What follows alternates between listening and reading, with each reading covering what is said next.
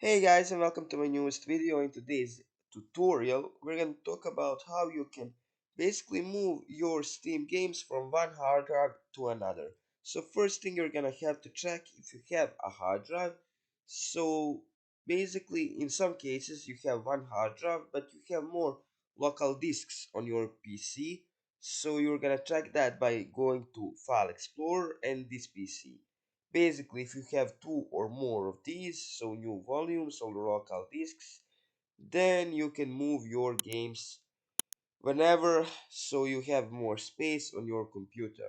If you have two hard drives, then you're also gonna have two local disks, and you can just move your games from one to another, and basically you're gonna have more space on your computer more evenly, and the computer is gonna run more better and faster. So let's get back right into it. Go to Steam, and after that you're gonna go to library. So let's say I have the Deltarune here.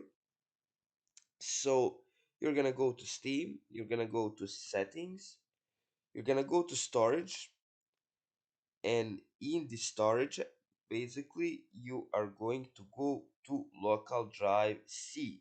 Click on that and you're gonna add a drive. So we have a drive right here in this PC. Of course I made it. It's the new volume D. Select folder, and after that we're just gonna go to local DC, check that, click on move, and we are going to move the Deltarune to new volume D.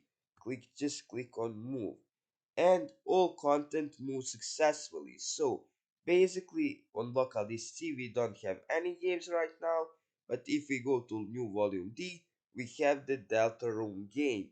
So we have successfully moved the game. If you want it back, you just click on this, click on move, just type local disk C or just check it, click on move, and voila, we did it again. We just went back to local drive C.